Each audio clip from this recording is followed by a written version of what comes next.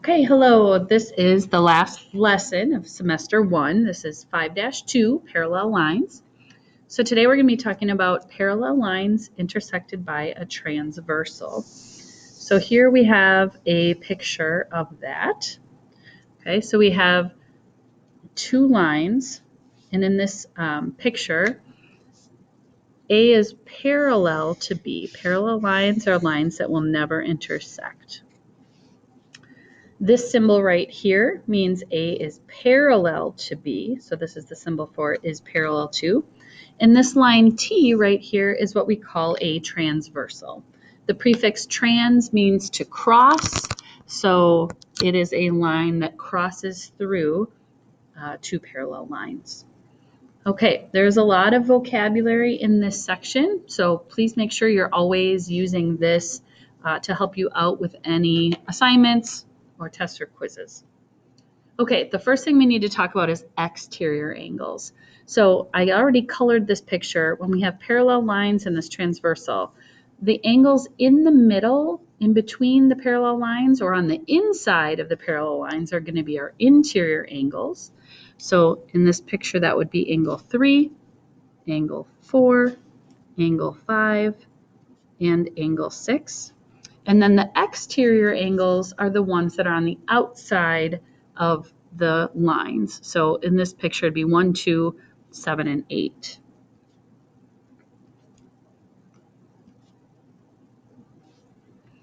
Okay, so those two should be pretty easy because it kind of makes sense. Okay, then with that, we're going to have different kinds of interior and exterior angles. So the first one we have is consecutive interior angles, and another word for that is same side interior angles. So they're going to be interior angles that are on the same side of the transversal. So in this picture, 4 and 5 are two interior angles that are on the same side of the transversal. So angle 4 and angle 5 is one pair of them. And then the other pair that we have, angle 3 and 6, are also interior angles that are on the same side of the transversal. Okay? So it's important to know that consecutive or same side interior angles are going to be supplementary. That means they are going to add up to 180 if we have parallel lines. Okay? Alternate exterior angles are exterior angles that are on both opposite sides of the transversal and they are at different intersections. So angle 1 and angle 7 are exterior angles that are on opposite sides of the transversal, and 1 is at the top intersection and 7 is at the bottom. So angle 1 and angle 7 is a pair of alternate exterior angles. And then also angle 2 and angle 8.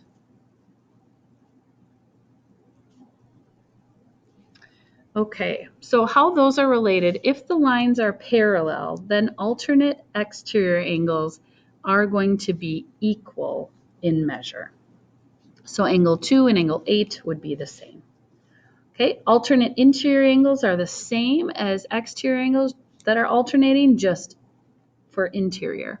So for example, here 4 and 6 are two interior angles that are on opposite sides of the transversal and at opposite intersections. So angle 4 and angle 6 are a pair of alternate interior angles, and then also angle 3 and 5 are alternating interior angles. And just like alternate exterior angles, alternate interior angles are equal in measure. So angle 4 and 6 would be the same measures, and 3 and 5 would be the same. Okay, the last one that we have here is corresponding angles. Okay, and another way that I think about those is they are matching angles. Okay, so if I look here in this picture, at this intersection, I have angles 1, 2, 3, and 4. Angle 1 is kind of hanging out at the upper left portion of this intersection. So if I were to follow this down here, what angle is hanging out at the upper left portion of the intersection. That's angle 5. Okay, another way to think about it is if I were to take this intersection and drag it down here and lay it on top, like if I had tracing paper to slide it down, angle 1 would slide down onto angle 5. So angle 1 and angle 5 are corresponding. Okay, angle 2, if I kind of take a look at this one here, angle 2 at this intersection is in the upper right-hand corner. So if I go down to this intersection here, the upper right-hand corner is angle 6. So 2 and 6 are also corresponding. Okay, we have 2 more sets like that. So angle 4 at this intersection is in the lower left-hand corner of the intersection. Down here, angle 8 is in the lower left-hand corner. Okay, and then finally, angle 3 would match up with angle 7 because angle 3 is at the lower right-hand corner of this intersection, and angle 7 is at the lower right-hand corner of that intersection. Corresponding angles are also equal in measure. So angle 3 would be the same as angle 7. Okay. So we just kind of talked about that on the previous page. So identify the special type of relationship between each pair of angles. So alternate interior angles, if I were to highlight those, just interior angles. The first one is interior, that would be all of these, okay? So the second one is alternate interior angles. So alternate interior angles, again, are on opposite sides of the transversal and at opposite intersections. And those are going to be congruent.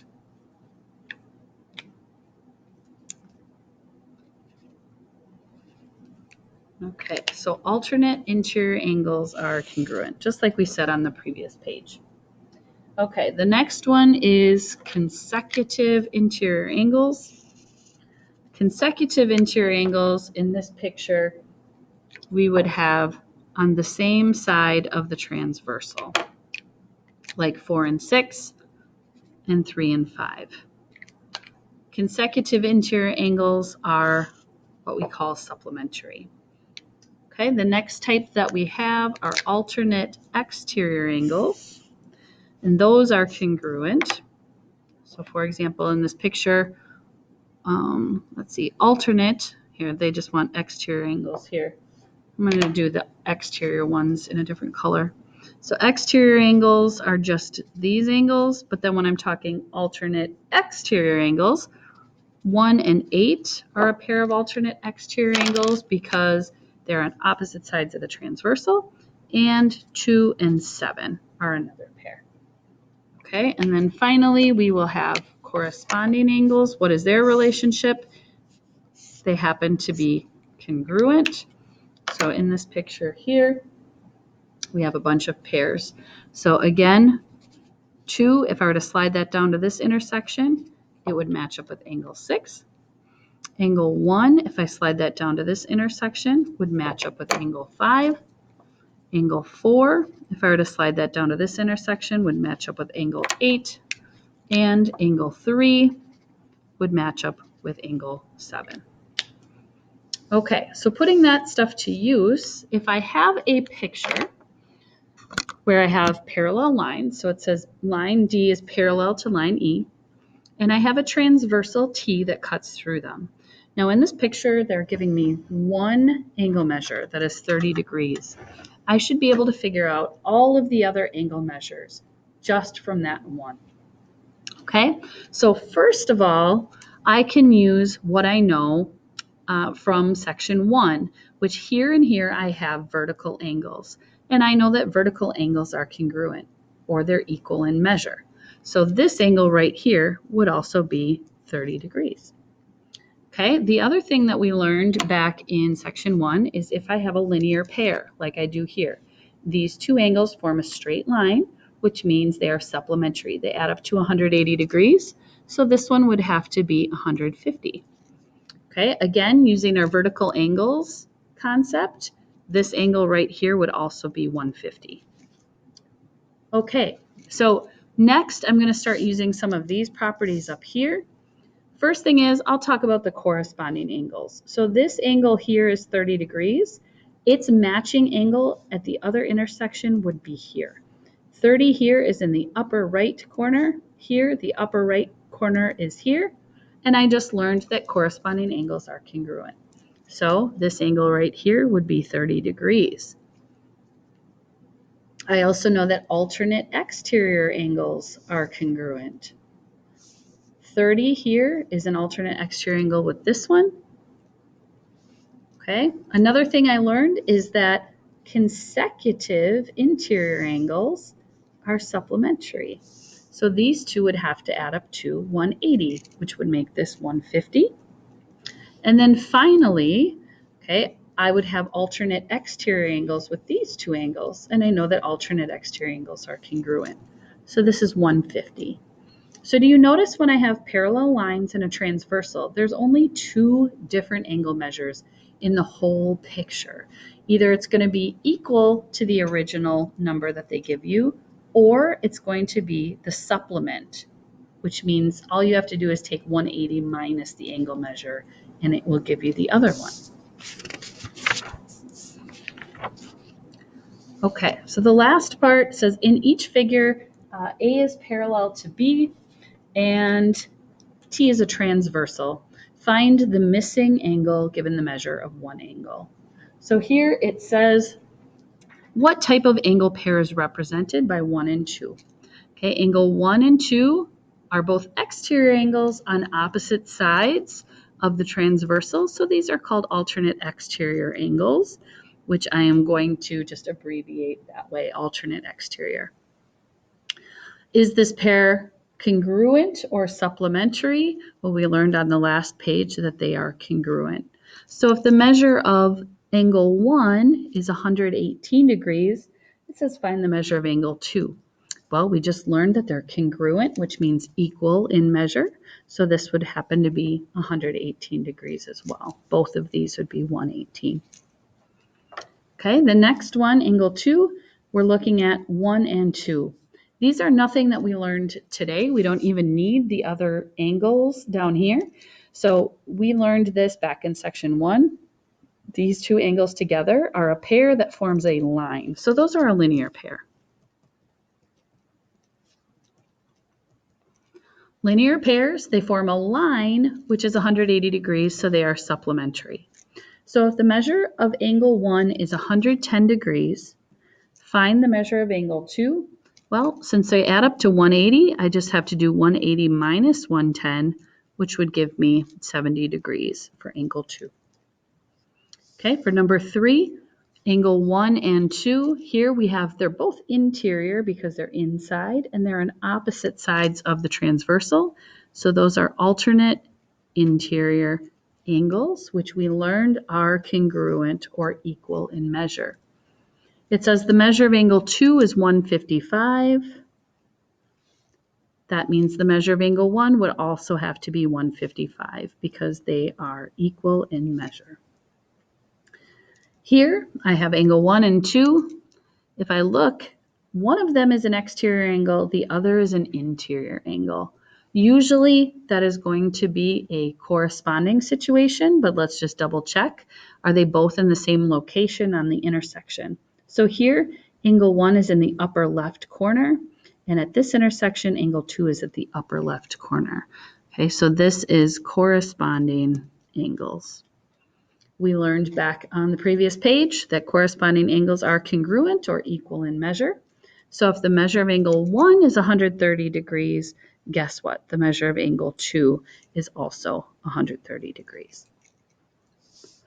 Number 5, we have these two angles here. Now it's a little bit different because they turned it. Okay, but here we have our parallel lines. This is our transversal now.